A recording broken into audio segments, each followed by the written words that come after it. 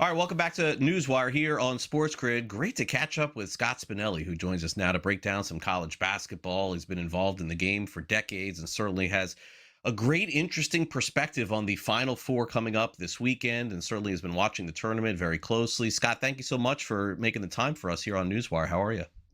Oh, doing great. Thanks for having me. A pleasure to be here. All right, so Scott, your thoughts first of all on the NCAA tournament. I know we've had some fantastic finishes, without a doubt. We had very few Cinderellas for the second straight year now.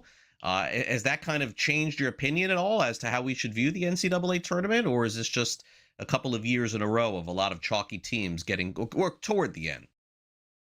Well, I think first of all, now with the NCAA tournament and these high major programs being as well funded as they are, it's going to be very difficult for these mid-major programs to compete and get to that second weekend, unless there's an upset in that bracket.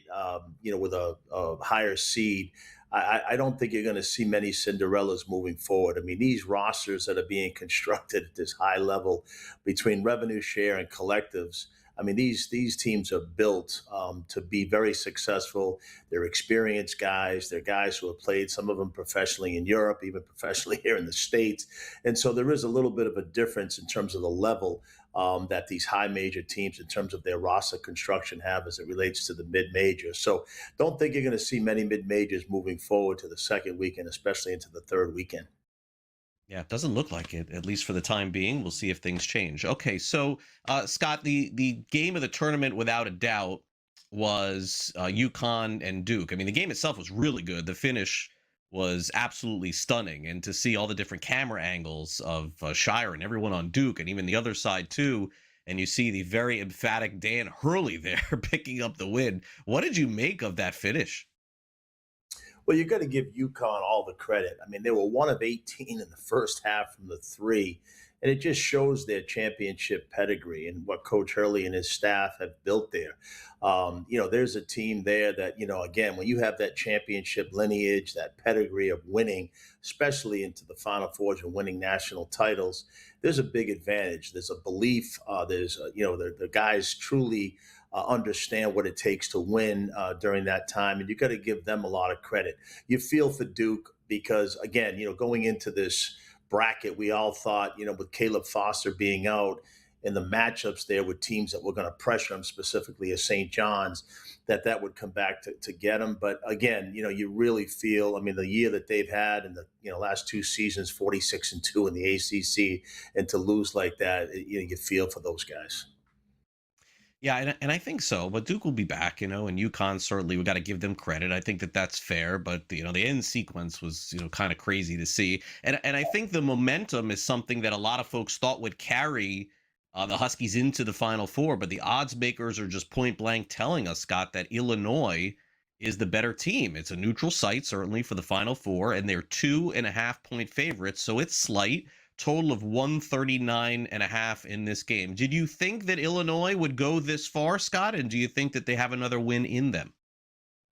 Well, Illinois, got better as the year went on, and they really got lucky with Boswell going down and really Wagler getting an opportunity to showcase his talents. I mean, he's a lottery pick as a freshman, and then you combine that with all of the European talent. Those kids that came over from the Balkans, they're very experienced. They make a lot of money over there. And the way they play, it's a little bit of a different, unconventional style. And that's going to be kind of the storyline in this game. What Illinois does is they run up with those bigs, especially the twins that can come up and set those ball screens. And what they do is they twist them. It's kind of a European ball screen type thing. And I think for UConn, they're going to have to make sure that their point of ball screen coverage is excellent in this game. Reed's going to have to be up there.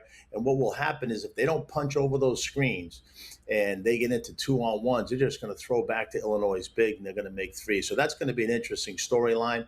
Illinois' defense has gotten better, but let me tell you, UConn's half-court offensive execution with their misdirections, their screening actions, their ghost screens. I think this is going to be a very difficult game for Illinois. And I just think, again, UConn's pedigree. If it was a four Mhm. to seven series, I'd take Illinois. But I really like UConn's championship pedigree in this game. Okay, fair enough, Scott. Now, this is the tougher game to call of the two. I mean, I've heard so many varying opinions on this game since the beginning of the week. Michigan taking on Arizona. It feels like everybody's just rooting for the best game of the tournament. That's the way that I think most people view it. And a lot of folks also are saying, at least in the handicapping view, that this game probably ends up pick 'em by the time Saturday night comes. But as of right now, Michigan's a 1.5 favorite. The total is 157, 7.5. So we could get a lot of scoring as well on Saturday night. So you tell me, Scott. I got a coin flip game here. Well, both teams are very complete, right? You've got tremendous front court size. I mean, that's going to kind of offset. And I think what it's going to come down to when you really look at this game, I think it's going to come down to the great equalizer, which is the 3 point line. And I think if you look at it, Arizona State's about 6.5 threes made a game, and Michigan's about nine, a little bit over nine. And I really believe the 3 point line will decide this game. And for me, just because Michigan shoots it, better, a little bit better percentage, but they make more. When you take everything for granted, if Arizona makes, five twos and Michigan makes four threes, Michigan wins the game. I'm going with Michigan because of that 3 point line. Yeah, it should be a great game Saturday night, and then we get a championship on Monday night. Can't wait for that as well. National title, by the way. It does appear that the odds makers have made either Michigan or Arizona one. The winner of this, they think, is going to win the national championship. At least they have the shortest odds going into the championship. As you can see, Michigan plus 150, Arizona plus 180, and then Illinois and UConn. Who knows what could happen in the championship game? Scott, while we have you here, I figured let's touch on the latest coaching news in college basketball. Bill Self is going to come back. Seems like he just needed a break or a breather or whatever it is. But, Scott, Bill Self, like a lot of other coaches entering this era of the NIL and everything else, it's not as easy for Kansas as it was 3 or 4 years ago. But certainly, they have enough players, I think, and I'm guessing they'll hit the portal, find some others. It's still a very storied program, but it's not just like Fog Allen is worth just playing for. At this point, you got to have money. Does Kansas have the resources to help Bill Self moving forward?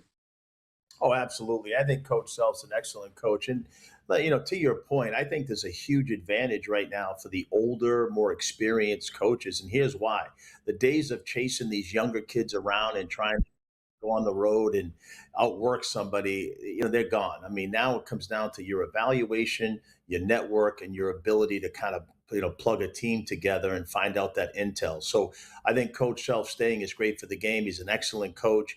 Competed against him for a long time, and I think that him being back, I think he'll do again big things. Kansas has got the resources, no question about it. All right. Well, last job that probably will be open in terms of a huge gig. It's North Carolina. The Tar Heels have an opening, Scott, and this is rare, of course, in college basketball. Which direction do you think they end up going? I think most thought at the time Hubert Davis was going to be there a long time.